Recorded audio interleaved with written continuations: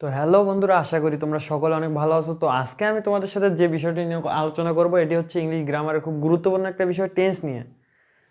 তো আজকে আমি তোমাদেরকে টেন্সের এমন একটি টেকনিক শেখাবো যেটা শিখলে তোমরা খুব সহজেই টেন্সকে আয়ত্ত করে রাখতে পারবে। তো চলুন দেরি না করে ভিডিওটা শুরু করা যাক। তো ইংলিশ গ্রামারের খুব গুরুত্বপূর্ণ একটি বিষয় হচ্ছে টেন্স, যেটা শিখলে তোমরা খুব সহজেই ইংলিশের ফার্স্ট পেপার এবং সেকেন্ড পেপারের কোশ্চেনগুলোর অ্যান্সার করতে পারবে।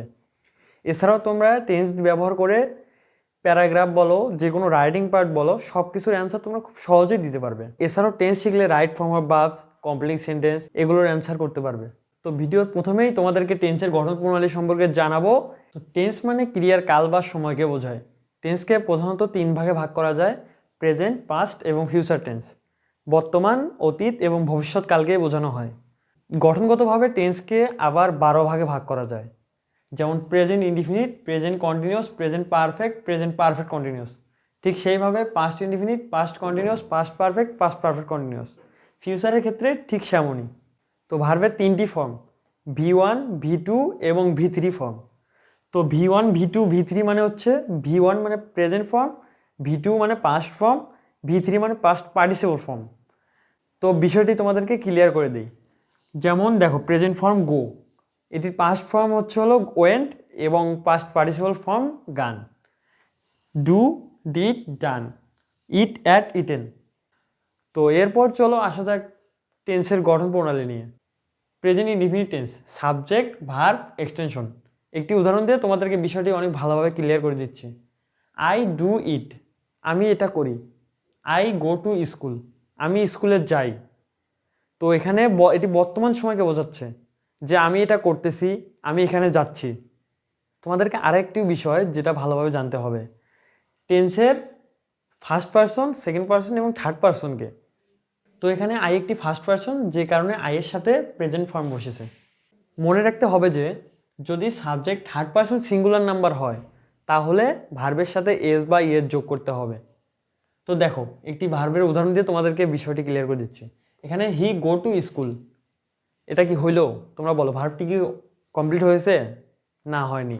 কারণ হি একটি থার্ড পারসন সিঙ্গুলার নাম্বার, যার কারণে ভার্বের সাথে এস বা ইয়েস যোগ করতে হবে। তো এখানে যদি ইয়েস দেই, এখন দেখো হি গোজ টু স্কুল, ভার্বটি কমপ্লিট হয়ে গেছে। তো এরপরে আসা যাক প্রেজেন্ট কন্টিনিউয়াস টেন্সে। সাবজেক্ট অ্যাম, ইজ, আর, ভার্বের V1 আইএনজি প্লাস এক্সটেনশন। তো একটি উদাহরণ দিয়ে বিষয়টি ক্লিয়ার করে দিচ্ছি। আই অ্যাম ডুইং ইট, আমি কাজটি করতেছি। এখানে আই হচ্ছে সাবজেক্ট, সাহায্যকারী ভার্ব হিসেবে আসছে অ্যাম, ছিল ডু এর পরিবর্তে ডুইং হয়ে গেছে, এক্সটেনশন ইট। তো এরপর আসি প্রেজেন্ট পারফেক্ট টেন্সে। প্রেজেন্ট পারফেক্ট টেন্সের স্ট্রাকচার হচ্ছে subject have oblique has plus V3 plus extension. একটি উদাহরণ দিয়ে বিষয়টি ক্লিয়ার করে দিই। আই হ্যাভ ডান ইট, এখানে আই হচ্ছে সাবজেক্ট, আই এর সাথে সবসময় হ্যাভ বসবে। আই হ্যাভ, তারপর হচ্ছে হলো V3, ডু ছিল, ডান হয়ে গেছে, তারপরে এক্সটেনশন ইট। এরপর present perfect continuous tense. Subject have oblique has plus been plus ভার্বের V1 plus ING plus extension. এখানে I have been doing it. তো আশা করি প্রেজেন্ট টেন্স তোমাদের অনেক ভালোভাবে ক্লিয়ার হয়েছে। তো এরপর আসা যাক পাস্ট টেন্সে। গঠন প্রণালী অনুসারে পাস্ট টেন্সকেও 4 ভাগে ভাগ করা যায়: past indefinite, past continuous, past perfect, past perfect continuous. Past indefinite tense বলতে অতীতকালে কোনো একটি কাজ ঘটেছিল যার প্রভাব বর্তমানে চলতেছে না, এরূপ টেন্সকেই পাস্ট ইনডিফিনিট টেন্স বলা হয়। তো পাস্ট ইনডিফিনিট টেন্সের স্ট্রাকচার হচ্ছে সাবজেক্ট, পাস্ট ফর্ম বা V2 ফর্ম প্লাস এক্সটেনশন। তো উদাহরণ দিয়ে তোমাদেরকে বিষয়টি ক্লিয়ার করে দিচ্ছি। আই ডিড ইট, তো এখানে আই হচ্ছিল subject, past form did, do এর পাস্ট ফর্ম ডিড। তো এরপরে পাস্ট কন্টিনিউয়াস টেন্স। অতীতকালে কোনো একটি কাজ অবিরাম সময় ধরে চলেছিল, মানে অতীতে একটি কাজ অনেক সময় ধরে চলেছিল, এরূপ টেন্সকেই পাস্ট কন্টিনিউয়াস টেন্স বলে। তো পাস্ট কন্টিনিউয়াস টেন্সের স্ট্রাকচার হচ্ছে সাবজেক্ট ওয়াজ অবলিক ওয়ার, ভার্বের V1 plus ING plus extension. তো উদাহরণ দিয়ে বিষয়টি ক্লিয়ার করে দিচ্ছি। তো এখানে সাবজেক্ট আই, সাহায্যকারী ভার্ব ওয়াজ ওয়ারের ওয়াজ বসছে, ডু, ডু এর সাথে আইএনজি ডুইং ইট। তো এরপরে আসা যাক পাস্ট পারফেক্ট টেন্স।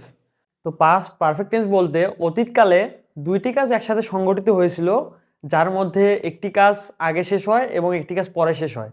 যে কাজটি আগে শেষ হয় সেটিকে পাস্ট পারফেক্ট টেন্স বলে এবং যে কাজটি পরে শেষ হয় সেটিকে পাস্ট ইনডিফিনিট টেন্স বলে।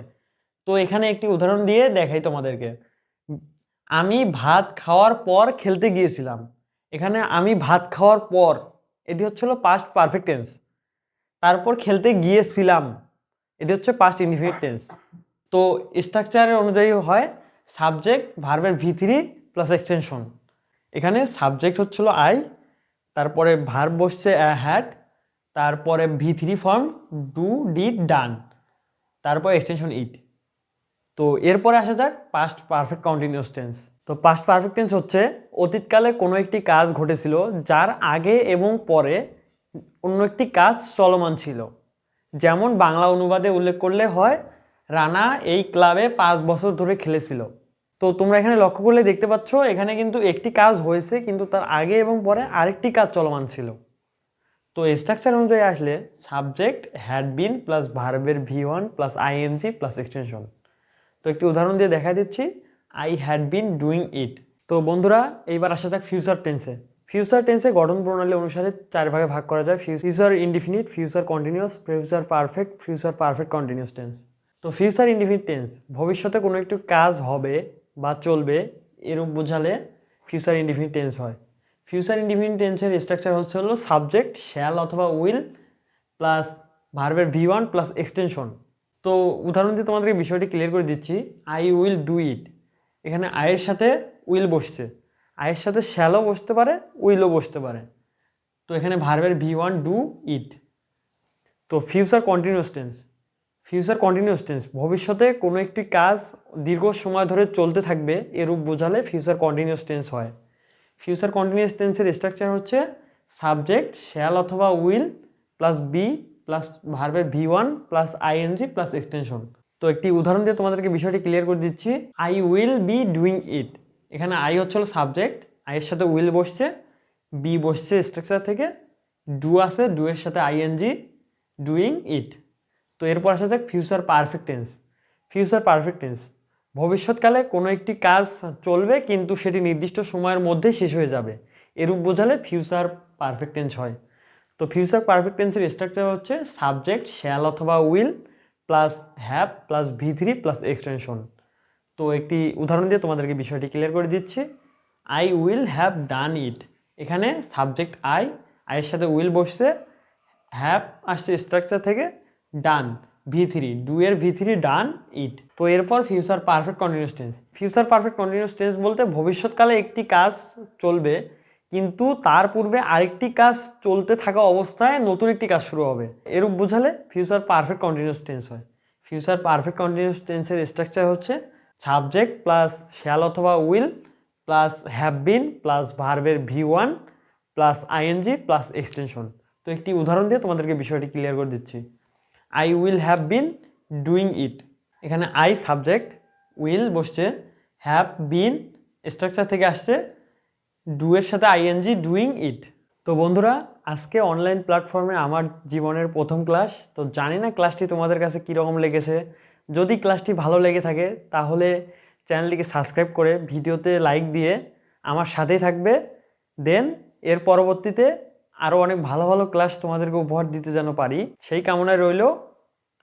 তো দেখা হবে না আবারও নতুন কোনো একটা ভিডিওতে। সেই পর্যন্ত সকলে ভালো থাকবেন।